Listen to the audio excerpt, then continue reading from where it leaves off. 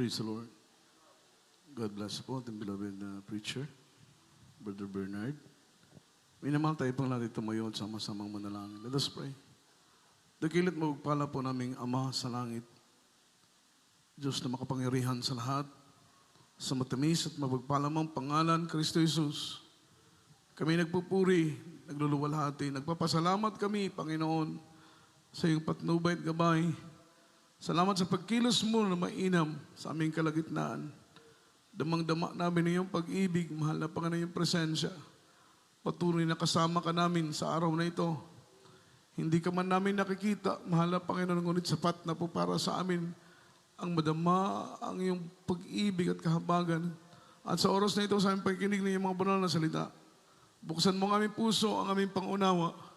Maging ang lingkod tunay na sa ganang akin, wala po akong magagawa. Lord, anoint thy words, O God. Put thy words in my mouth, leading prayer for beloved notable pastor. In the mighty name of Jesus, sama-sama naming sinasaway. Ginagapos lahat ng demonyong hadlang gawa na lang ng kaaway. Cast out right now them of doubts and unbelief. In the mighty name of Jesus. Amen, amen, amen and amen. Hallelujah, hallelujah. Praise the Lord, praise the Lord. Palakpakan po natin ating mahal na Panginoon. Malakas na palakpak. Yung palakpak na abot ng langit. Yung palakpak na makapagbigay lugod at luwalhati sa ating pinakamamahal na Panginoong si Kristo. Purihin ang ating pinakamamahal na Panginoon. Tayo na po'y makabalik na po, minamahal, sa ating pong mga kinauupuan. At tayo na po ay dadako na po, minamahal, sa ating pag-aaral ng salita ng ating mahal na Panginoon. First and foremost, all the glory, honor, worship, and thanksgiving only belongs to our Lord Jesus Christ, our dearest Savior. And I give double honor and respect and cherish the blessed teachings, golden teachings of our parents in the Lord, dearly beloved honorable pastor, beloved evangelist Wildis Strad Almeda, and also our beloved assistant pastor, Lina C. Almeda. Love also and respect to the beloved children, whole blessed Almeda family, at sa lahat po ng mga katuwang sa gawain ng ating pinakamamahal na Panginoon, beloved co-preachers, beloved co-workers, at mga katuwang sa gawain ng Diyos, at sa lahat po ng ating mga beloved musician, beloved choirs, at sa lahat po ng aking mga kapwa manggagawa, sa lahat ng ating beloved webcast viewers around the globe, na patuloy pong sumusubaybay at tumaantabay sa banal na gawain ng ating pinakamamahal na Panginoong si Kristo, ang biyaya at ang pagpapala ng ating mahal na Panginoon sa atin pong lahat. Happy viewing po, mga minamahal sa lahat ng ating beloved viewers. At ganoon din naman po, mga minamahal sa lahat ng ating minamahal at mga ginigiliw po nating mga kapatid sa pananampalataya dito po sa dako ng Zamboanga Peninsula, Western Mindanao, at sa lahat po ng ating mga Muslim brothers, mga minamahal na patuloy po na sumusubaybay sa banal na gawain ng ating dikiling Diyos. Luwalhatiin po ang ating pinakamamahal na Panginoong Kristo. At sa oras nito, mga minamahal, tayo po tuloy-tuloy na po sa pag-aaral natin ng salita ng Panginoon. Gawa ng ating oras ay hindi po natin mapigilan. Kaya atin pong handa ang ating pong mga ballpen, ang ating pong mga papel, ihanda natin ang ating mga Biblia, lalo tigit sa lahat, ihanda natin ang ating sarili sa pakikinig ng salita ng ating mahal na Panginoon. Let's talk about the topic, pursuing God, the blessing will follow. Pursuing God, the blessing will follow. At tunay mga minamahal na kapag unahin natin, i-prioritize natin ang ating mahal na Panginoon, ang pagpapala ay kusang darating. Amen? Gusto natin lahat tayo ay pagpalain. Kahit po ngayong bang lingkod, gusto ko ipagpalain ako ng ating mahal na Panginoon materially, financially, spiritually. Pero mga minamahal, ang ating mahal na Panginoon, He is the source of blessing. He is the source of all things. Ano man ang ating kailangan ay batid natin na kayang ibigay ito ng ating mahal na Panginoon. Amen? Yan po'y kung karapat dapat tayong pagpalain. Kaya we need to convince the Lord that we are worthy to be blessed. Kailangan kumbinsihin natin ang mahal na Panginoon na tayo po ay karapat dapat na pagpalain. Kaya yung mga kapatiran natin na pinagpapala ng ating mahal na Panginoon, maaari nakumbinsi nilang mahal na Panginoon na sila po'y karapat dapat pagpalain. Say amen. Say amen. Dating walang bahay, ngayon, may bahay na. Dating nangungupahan, ngayon may sariling bahay na.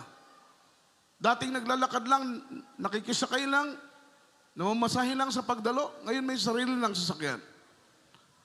Amen? Maaring nakumbinsi nila ang mahal na Panginoon that they are worthy to be blessed. Kasi the source of blessing is our loving Savior. It is Jesus Christ Himself. Siya po ang author, mga minamahal ko, ng pagpapala. Material na pagpapala, pinansyal na pagpapala, lalo tigit minamahal ko sa spiritual na pagpapala. Malakas na palakpak para sa ating mahal na Panginoon. Ang sabi po rin ng ating pinag-aaralan, sa panahon ngayon, o sa panahon natin ngayon, I realize one thing. Kung bakit maraming mga taong anxious, some of them, they are pressured, some of them, they are tired, they are weary. Hindi dahil mahirap ang buhay. Amen? Kaya tayo pagod, the reason why they are anxious, they are tired and weary. Some of them, they are pressured, hindi dahil mahirap ang buhay. Ang dahilan, mga minamahal, dahil kumikilos tayo na labas sa design ng ating mahal na Panginoon. Amen? Palakpakan natin ang ating dakilang Diyos. So meron pong kanya-kanyang disenyo ang ating mahal na Panginoon sa bawat isa sa atin. Hindi tayo magkakapareha. Iba ang design sa inyo, ibang design sa akin. Ang ating mahal na Panginoon, He is the potter and we are the clay. Yung word na potter, siya po yung nagmumold ng clay. Tayo yung clay, ang ating mahal na Panginoon, He is the potter. Basahin natin ang Biblia, Isaiah chapter 64, verse 8 sa Tagalog version. Amen. Dito po sa aklat ng Isaiah, kabanata ay 64 at ang talata ay 8. Ngunit ngayon, O Panginoon, Ikaw ay aming Ama. Kami ang malagkit na putik at Ikaw ang magpapalayok sa amin. At kaming lahat ay gawa ng iyong kamay. Amen. Palakpakan natin ang ating mahal na Panginoon. We are all made by His own hand, mga minamahal, ang ating mahal na Panginoong Kristo. Because He is our Father and we are the clay. So maobserbahan po natin, in our present time today, makita natin maraming mga taong gahol na gahol. Sila'y pagod na pagod. Ang iba nga na ay burnout na po, mga minamahal. Yung word na burnout, it means extremely fatigue. Yung too much of exhausted, mga minamahal, labis na pagod. Yung mga tao sa ating panahon ngayon. Amen? Ang kanilang hinahabol, hindi ang Panginoon. They are pursuing immaterial things. Amen? They are pursuing in financial things.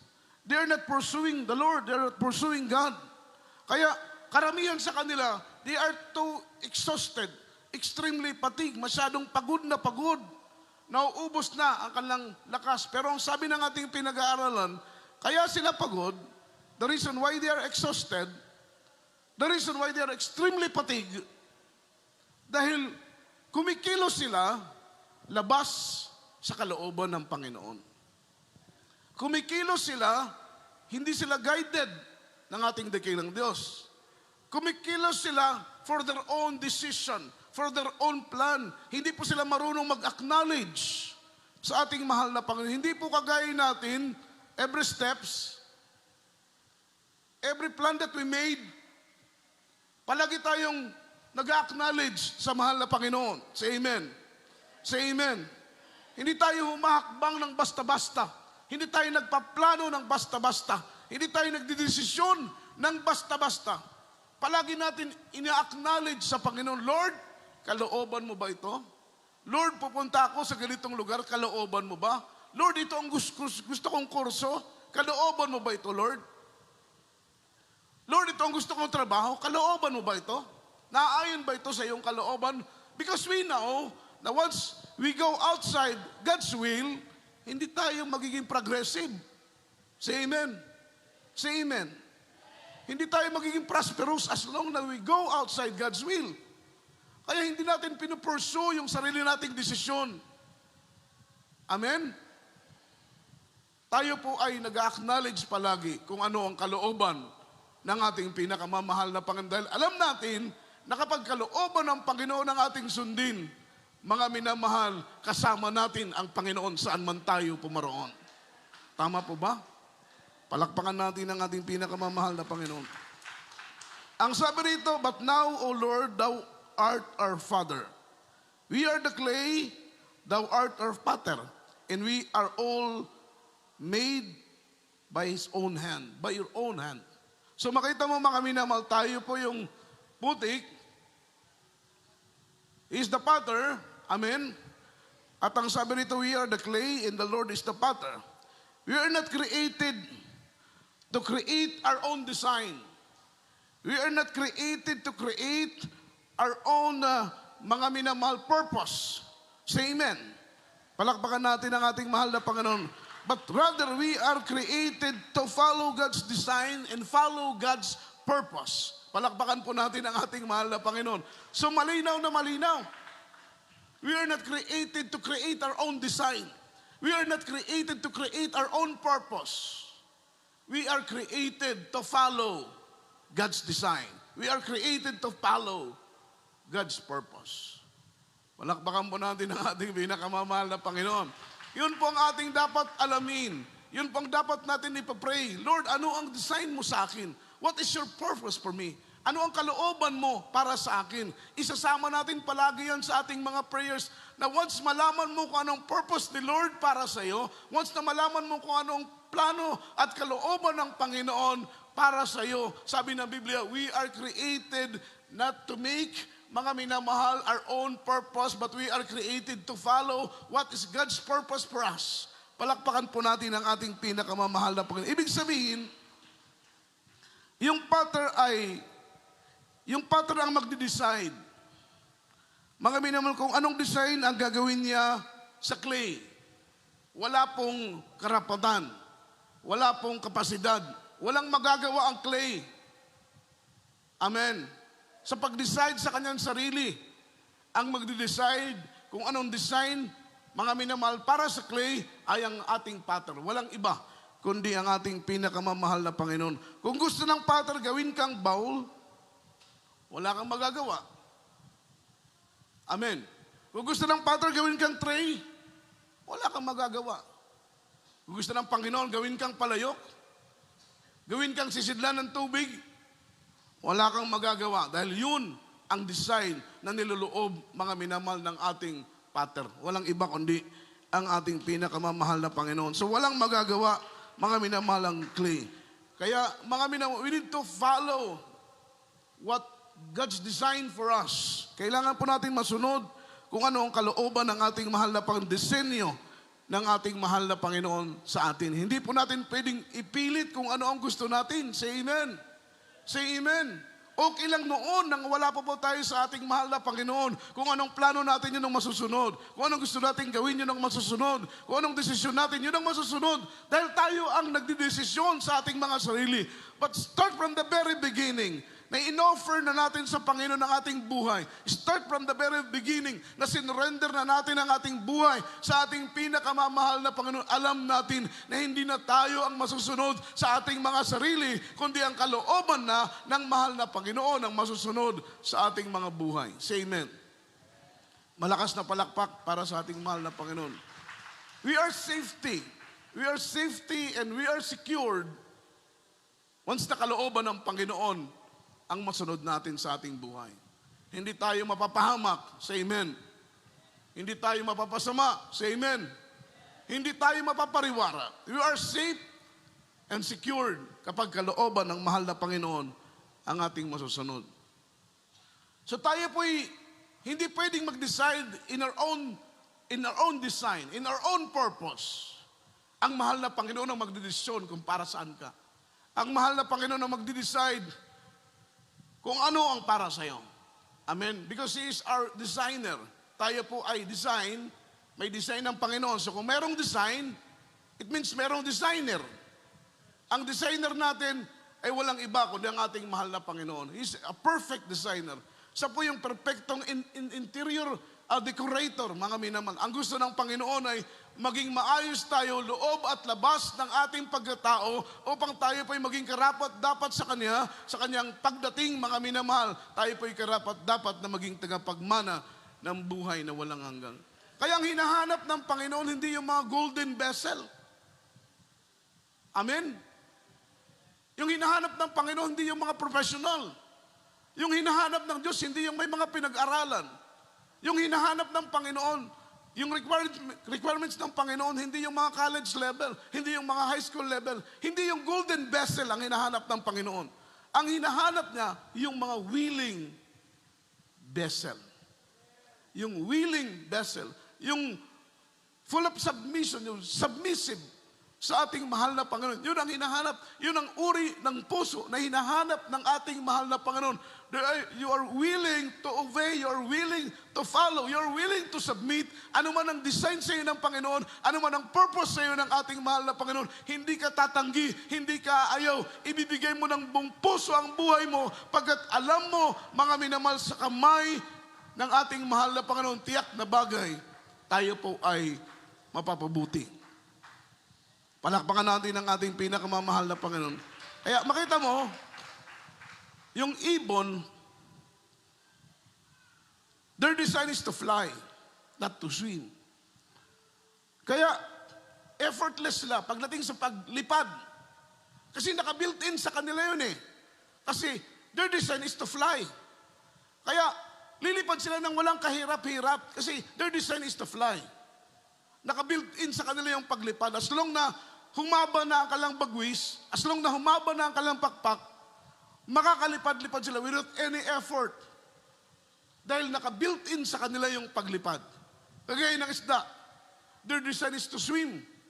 Kaya, wala pong ka-effort, sila'y matututo at sila'y matututong lumangoy dahil naka-built-in sa kanila yung design na yon.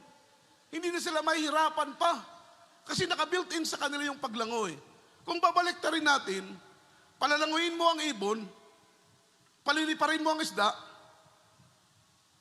mahirap yun. Napaka-imposible. Maliban siguro kung flying fish. Kahit nga yung flying fish, they can fly for a while. Hindi po pang matagalan. Iba talaga ang ibon. Amen? Kaya hindi pwedeng lumangoy ang ibon because their design is to fly. Hindi rin po pwedeng mga minamahal lumipad ang isda because their design is to swim. Kahit po ipasok pa natin within 2 years course sa swimming academy, mga minamahal ko ang ibon, hindi siya matututong lumangoy because ang design sa kanya ay ang paglipad. Nakuha po ninyo, minamahal. So ibig sabihin, kahit ano palang pilit natin, kahit anong pilit natin, kahit anong pagod natin, nagawin kung ano ang mga bagay na gusto natin, unless kung yan po ay kalooban ng Panginoon para sa iyo, kasi minsan ganoon ang Kristiyano matigas ang ating ulo. Amen? Humahakbang tayo ng sarili natin, nagde-decide tayo ng sarili natin, humahakbang tayo ng sarili nating desisyon, not knowing mga minamahal na once na tayo po'y magplano, once na tayo po'y magdesisyon, once na tayo po'y gumawa, mga minamahal, na komplikado sa kalooban ng ating mahal na Panginoon, hindi tayo sasamahan ng Diyos. Amen. Amen. Siyempre, pag hindi ka samahan ng mahal na Panginoon, walang anointing, walang paglalangis. Pag hindi ka samahan ng mahal na Panginoon, walang guidance. Pag hindi ka samahan ng Panginoon, walang proteksyon.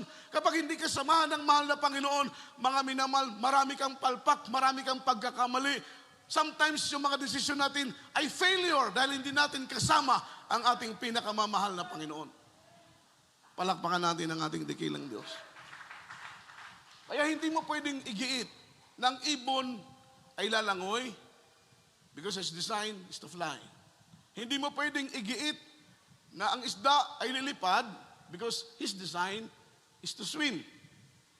Kahit anong pilit mo, kagaya ng sinabi ko kanina, kahit ipasok natin sa 2 years course sa swimming academy ang ibon, hindi siya matututong lumangoy. Ganon tayo, mga minamahal. Palakpakan po natin ang ating mahal na Panginoon. Naniniwala ba kayo na pagkasilang pa lang natin, may disenyo na ang Diyos para sa atin?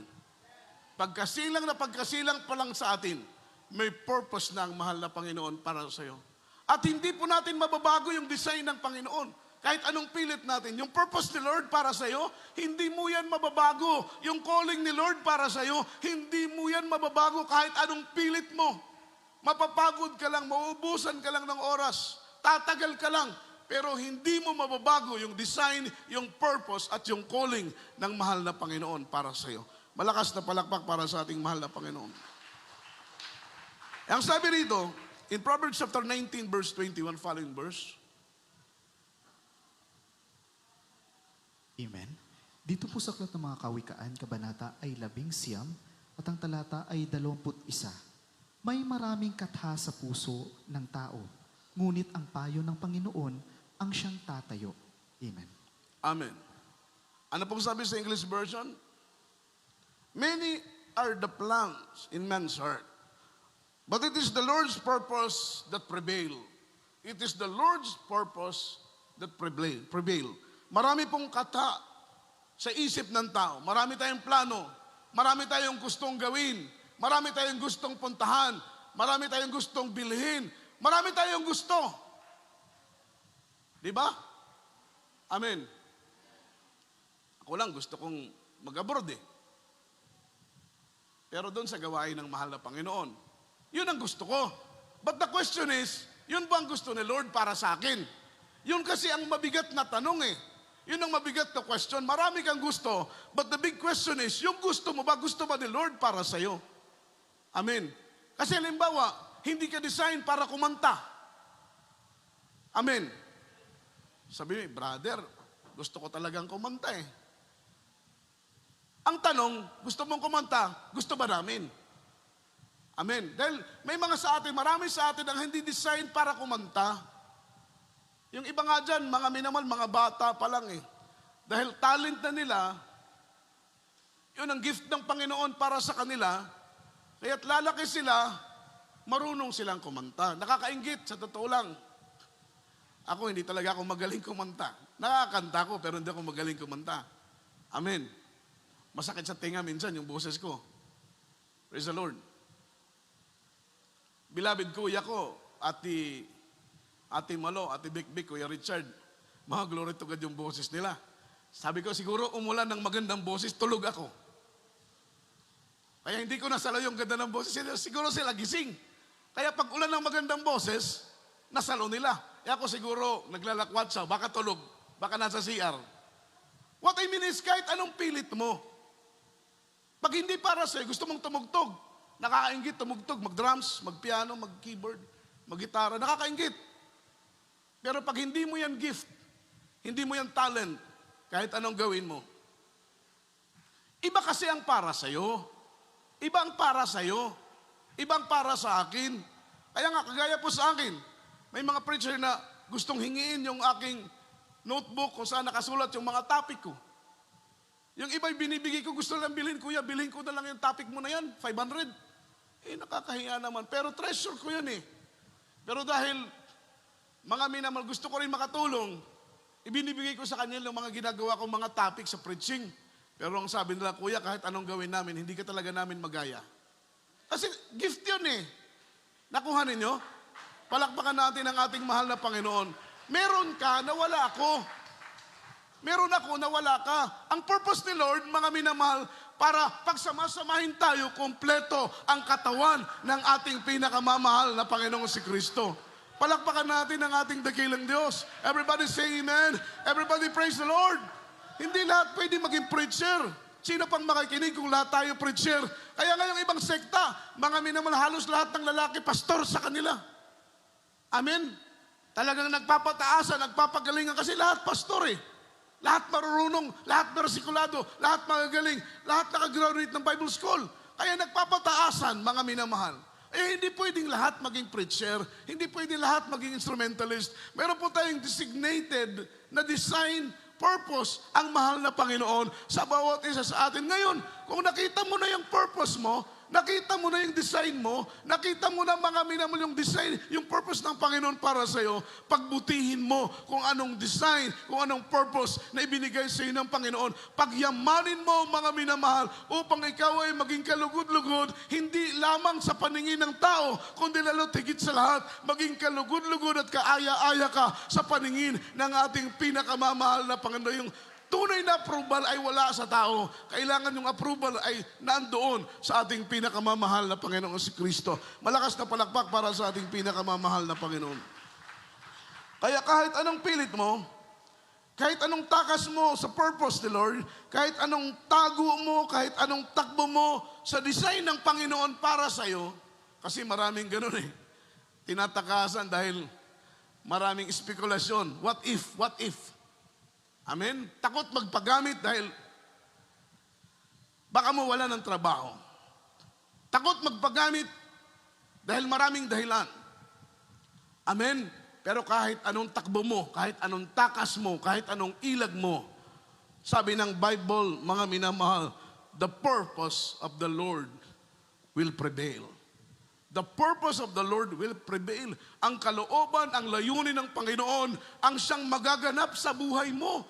Hindi ka magiging masaya kapag hindi mo maganap ang kalooban ng Panginoon sa iyo, hindi mo magawa ang design ng ating mahal na Panginoon para sa iyo, hindi ka magiging payapa, hindi ka magiging masaya, hindi ka magiging matagumpay. Kahit anong gawin mo, hindi ka magiging masaya. Bakit? Hindi mo nagawa yung design at purpose ni Lord para sa iyo. Palakpakan po natin ang mahal na Panginoon. Gaya po sa akin ang abang lingkod. Ayaw ko talaga mag-preach, mga minamahal. Dahil tatay ko, preacher. Kuya ko, preacher. Pinsan ko, preacher. Bayaw ko, preacher. Nakikita ko yung buhay nila, mga minamahal, ang hirap-hirap. Siyempre, pag preacher ka, hindi pwedeng tutulog-tulog ka. Amen? Pag preacher ka, kailangan magpuri, kailangan manalangin, kailangan mag-ayuno, kailangan lumuhod. Dahil hindi tayo dito magagaling. Hindi kami nagre-rely in our own wisdom and knowledge. Nagre-rely kami sa anointing ng mahal na Panginoon. Kaya kahit alam mo, amen, kahit marunong ka, kailangan mong lumuhod, kailangan mong manalangin, kailangan mong magpuri, kailangan mong mag-ayuno para doble yung anointing ng ating pinakamamahal na Panginoon sa iyo. Kapag tumayo ka sa pulpito, yung salita ng Panginoon ay kasing talim ng espada. Bumabaon sa puso, sa isip ng bawat isa. Amen? Hanggang dumating po tayo tumantong sa tinatawag na realization. Bakit tayo naka-realize sa preaching? Dahil tinatamaan tayo ng Word of God. Pag tinatamaan tayo ng salita ng Panginoon, huwag tayong masasaktan.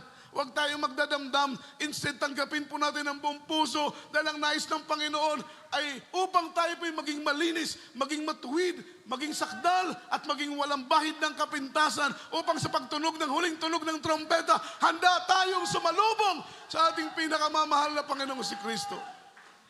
Pag tinatamaan tayo ng preaching, ibig sabihin concern sa atin yung ating mga preacher.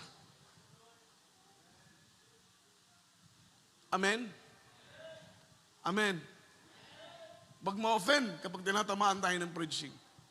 Dahil ang purpose namin is humantong tayo sa word na realization. Pag tayo po'y makarealize sa ating pong mga pagkakamali, starting po yan na tayo po'y unti-unting lalago sa paglilingkod sa ating hanggang tayo po'y maging matured. Maabot natin yung pamantayan ng maturity sa paglilingkod sa ating pinakamamahal na Panginoon si Kristo. Kaya kahit anong pilit natin, amen, the purpose of the Lord will prevail. Kahit anong takbo mo, kahit anong takas mo, kahit anong tanggi mo, kahit anong takbo mo. Amen. Kung anong design ng Panginoon, kung anong purpose of the Lord, yun ang mangyayari. Si Moses is calling, mga minamahal, is to be the leader of Israel. God used him to set free the chosen people of the Lord. Yung kanyang purpose ay maging leader, mga minamahal ko ng bansang Israel. Ang kanyang layunin, ang calling sa kanya, ang design sa kanya, is to set free the people, the chosen people of Israel. Pero ang sabi rito, mga minamahal, about Moses ran away from his calling. Moses ran away from his purpose. Moses ran away from his design. Tinakbuhan ni Moses yung kanyang design. Eh, ang sabi nito, the question is, yung effort niya sa pagtakbo, yung effort niya sa pag-ilag, mga minamahal, yung effort niya sa pagtakas, nakabago po ba yun? Nabago po ba yung calling niya? Nabago ba yung purpose niya? Nabago ba yung design niya? Hindi, mga minamahal. Why? Because the purpose of the Lord shall prevail. Hindi mo pwedeng baguhin kung ano ang calling sa iyo ng ating mahal na Panginoon. Malakas na palakpak para sa ating pinakamamahal na Panginoon si Kristo. Si Samson, his purpose, mga minamahal, is to deliver the nation of Israel from the hand of the Palestinians. But Samson wants is different from the Lord's wants. Iba yung gusto ni Samson. Ang gusto na, yun po yung sinasabi ko na, kapag ang gusto nyo ay hindi gusto ng Panginoon, amen, hindi tayo magiging successful, hindi tayo magiging progressive, hindi tayo magtatagumpay. Amen? Kaya kailangan po ang Kristiyano na kung anong gusto mo ay maging gusto ni Lord. Hindi po magiging komplikado dahil kung tataliwas ka sa gusto ng Panginoon, hindi tayo mabubuti. Ang gusto ng Panginoon kay Samson is to make him a deliverer of the nation of Israel. Amen? Para po iligtas yung mga Israelita sa kamay ng mga mananakop, yun po yung mga Palestinians. Amen? Pero ibang gusto ni Samson. Ang gusto ni Samson, pleasure. Ang gusto ni Samson, maraming babae. Amen? Kaya dapat kay Samson, hindi siya tinawag na Samson, the mighty warrior. Dapat ang tawag sa kanya, Samson, the lover boy. Amen? Dahil yun ang gusto niya eh. Ang gusto ng Panginoon gamitin siya to deliver the Israelites from the hands of the Palestine. Pero ang gusto ni Samson, magkaroon ng maraming asawa, magkaroon ng maraming babae. Hindi rin po katakataka dahil sa yung physical attraction ni Samson ay malaki ang posibilidad na magkaroon siya ng maraming babae. Pero the question is, yun ba ang kalooban ng Panginoon? Yun ba ang gusto ni Lord para sa kanya? Hindi po. Amen. Palakpakan natin ang ating mahal na Panginoon. Kaya, ang sabi rito, because he says what he wants. Amen. Hinabol niya. Yung gusto niya, hindi yung gusto ni Lord ang kanyang hinabol. Palakpakan natin ang ating pinakamamahal. Because he says what he wants, he losing something is very important to him. Amen. He says what he wants. Hindi niya chine-chase. Hindi niya pinapursue. Pursue, mga minamahal ko, yung kalooban ng ating pinakamamahal na Panginoon. Ang pinupursu niya, ang chine-chase niya, yung sarili niyang gusto, yung sarili niyang kalooban, yung sarili niyang design, yung sarili niyang gustong mga minamahal, ninanais sa kanyang puso. Eh ang malaking problema, yung gusto niya, hindi yun ang gusto ng Diyos. Ang malaking problema, mga minamahal, yung nais niya, hindi yun ang nais ng mahal na Panginoon. Kaya't nagkakaroon, mga minamahal ko, ng komplikasyon. Nagiging complicated yung kanyang sitwasyon. Say amen. Palakpakan natin ang ating pinakamamahal na Panginoon. Because it says what he wants, he losing something is very important to him. Una, that is his calling. Ang pangalawa, his purpose. Ang pangatlo, ang nawala sa kanya, yung presensya ng ating pinakamamahal na Panginoong si Kristo. And the worst scenario in a Christian living is when the holy presence of the Lord departed on us. Yun po yung pinaka-critical sa buhay ng isang Kristiyano. Mawalan ka lang ng asawa. Amen? Mawalan ka lang ng kapatid. Mawalan ka lang ng kaibigan. Mawala na sa iyo ang lahat. Huwag mo lang mawala yung presensya ng ating pinakamamahal na Panginoon. Dahil kahit nasa iyo pa ang lahat, kapag ang presensya ng Panginoon ay wala na sa iyo, mga minamahal, hindi ka magiging masaya. Amen? Because the source of joy, ng happiness, ng gladness, walang iba. You want comfort, this comfort in the presence of the Lord. Gusto mo ma-refresh? Ma-refresh ka sa magitan ng presensya ng ating mahal na Panginoon. You want revival? Gusto mo maging malakas, maging masaya sa paglilingkod? Gusto mo maging maayos ang paglilingkod mo sa mahal na Panginoon? Manatili tayo sa ilalim ng lilim ng presensya ng ating pinakamamahal na Panginoon. Palakpakan natin ang ating dakilang Diyos. Chine-chase niya the things that he wants. Hindi na chine-chase yung kalooban ng Panginoon para sa kanya. Yung kanyang pinupursue, mga minamahal, hindi po yung kanyang, ang kanyang pinupursue ay yung kanyang sariling gusto, yung kanyang sariling kalooban. Hindi niya pinupursue, mga minamahal, yung kalooban ng ating pinakamamahal na Panginoon. Kaya, maraming nawala sa kanya. Amen? Maraming nawala kay Samson. Ang akala natin, yung lakas ni Samson nagmumula sa kanyang buhok, no, hindi.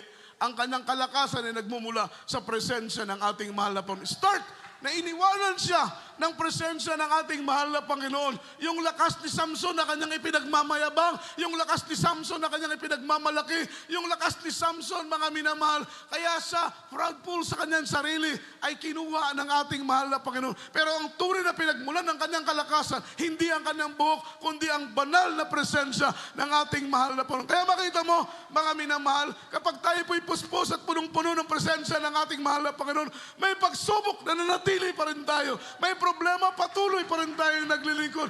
Maraming problema left and right, pero patuloy pa rin natin na ipupuri at iwawag-iway ang ating mga kamay. Patuloy pa rin tayong umaawit. Bakit po, mga minamahal, ang presensya ng Panginoon ay nananatili pa rin sa atin.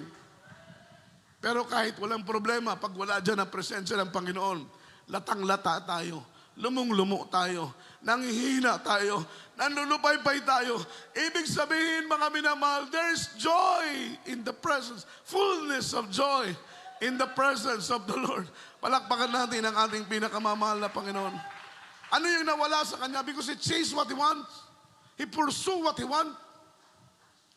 Yung Kanyang calling, nawala sa Kanya. Yung Kanyang purpose, nawala sa Kanya. Pero tigit sa lahat, nawala sa Kanya ang presensya ng mahal na Panginoon. Ano nangyari kay Samson? Mga minamahal, nabulag siya. Nahuli siya ng mga Palestine. Binulag po siya. Hindi niya na makita, mga minamahal. Sa katapos-tapusang yugto ng buhay ni Samson, damdam, broken ang kanyang puso. Dahil hindi niya dalawalhati. Hindi niya napapurihan. Hindi niya napalugdan ang kalooban ng Panginoon. Why? Because His chase is only once, mga minamahal. Kanya pong hinahanap yung kanyang sariling gusto, hindi niya po hinahanap yung kalooban ng ating pinakamamahal na Panginoon. Palakpakan natin ang ating dakilang Diyos. Kaya, ang sabi rito, sa kahabol natin sa mga bagay na gusto natin, pero hindi gusto ni Lord, nawawala tayo sa alignment. Amen. Nawawala tayo sa alignment. Kasi yung chine-chase natin, yung gusto lang natin. Hindi yung gusto ng mahal na Panginoon. Yung iba nga sa atin nagtitik tayo ng kurso, hindi nga tayo nag-acknowledge sa mahal na Panginoon. Lord, kalooban mo ba ito? Yung iba nga sa atin, pumupunta tayo sa ibang lugar, hindi nga tayo nanalangin kung kalooban naman ng mahal na Panginoon na tayo po'y umalis. Pumunta sa isang lugar.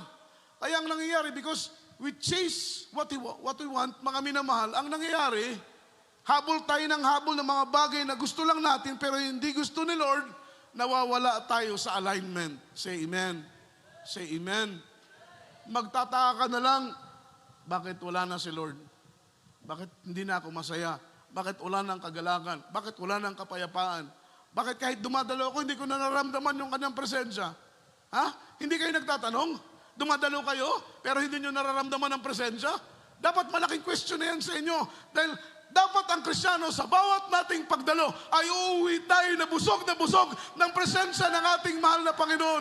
Yun dapat ang ating pagsamba. Dahil dito sa ating pagsamba, kinakatagpo natin ang presensya ng mahal na Panginoon. Ang kalooban ng Diyos, uuwi tayo na baon-baon natin ang kabusugan ng presensya ng ating mahal na Panginoon.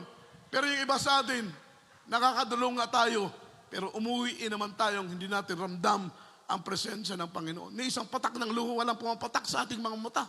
Matatapos na lang ang gawain, pero hindi natin na-feel yung presensya ng mahal na Panginoon. Di ba dapat magtanong tayo? Di ba dapat magkaroon tayo ng malalim na question?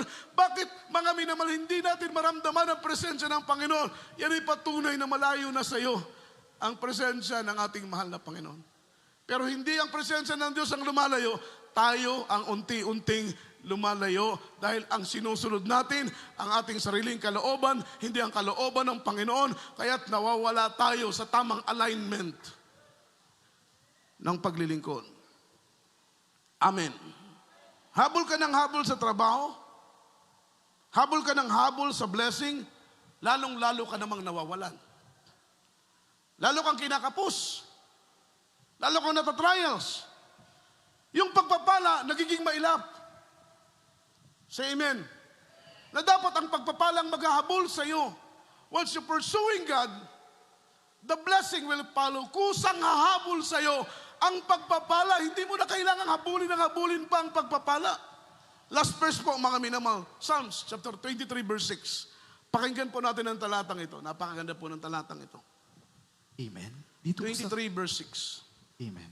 Dito po sa Aklat ng Mga Awit, Kabanata ay 23 at ang talata ay 6. Tunay na ang kabutihan at kaawaan ay susunod sa akin sa lahat ng mga kaarawan ng aking buhay. At ako'y tatahan sa bahay ng Panginoon magpakailan paman. Amen. Amen. Ang kabutihan at ang kawaan, sa Tagalog, surely goodness and mercy shall follow me. Susunod. Yung goodness plus mercy, that is blessing. Amen? Blessing. Mercy plus goodness is equivalent for blessing. So kapag i-pursue mo mga minamahal, once you are pursuing God, the blessing will follow. Amen. Kailangan na sa unang mahal na Panginoon. Kung saan pupunta ang mahal na Panginoon, doon ka. Because you are pursuing God. Ibig sabihin, kung anong kalooban ng Panginoon, yun ang gagawin mo.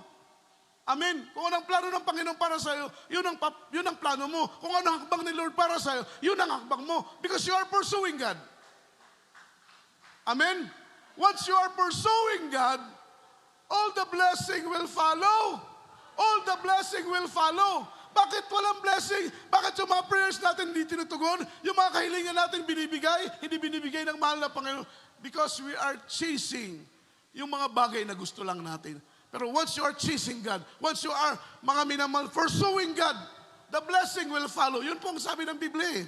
Ano pong sabi sa English version? Surely goodness and mercy shall follow all the days of your life. Hindi lang pang isang buwan, hindi lang pang isang taon, hahabol at susunod sa iyo ang pagpapala. All the days of your life, the blessing will follow. Palakpakan natin ang ating mahal na Panginoon. At ang sabi pa rito, and I will dwell in the house of the Lord forever. Mananahan ka sa tahanan ng Panginoon, magpakailan-kailan paman. Palakpakan natin ang ating mahal na Panginoon. So once you are pursuing God, the blessing will follow. Say amen. Naniniwala ba kayo sa Biblia? Naniniwala ba kayo sa salita ng Panginoon? Once you are pursuing God, the blessing will follow. Yung mga prayer request mo, yung mga spoken request mo, yung mga kahilingan mo, it shall be done because the blessing will follow because you are pursuing God. Hinahanap mo palagi ang kalooban ng Panginoon. Nagsusumikap ka, mahipo ang puso ng Panginoon. Kinukumbinsin mo si Lord, mga minamahal, you're worthy to be blessed. Once you are pursuing God, the blessing will follow. Hindi mo na po problemahin yung pang-upa ng bahay. Why? Because you are pursuing God and the blessing will follow. Hindi mo na po problemahin yung pagbayad ng tuition fee ng anak mo. Why? Because you are pursuing God and the blessing will follow. Eh bakit ka pa mamumroblema ng pang-upa ng bahay? Bakit ka pa mamumroblema ng pambayad ng tuition fee ng anak mo? As long as you are pursuing God, the blessing will follow. Susunod ang pagpapala.